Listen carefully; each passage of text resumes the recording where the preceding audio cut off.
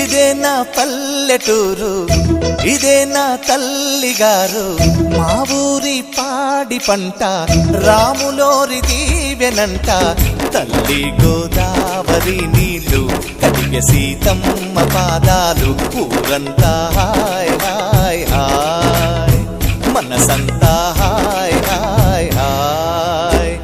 ఇదే నా పల్లెటూరు, ఇదే నా తల్లిగారు. మా ఊరి పాడి పంట రాములోరి దీవెనంట.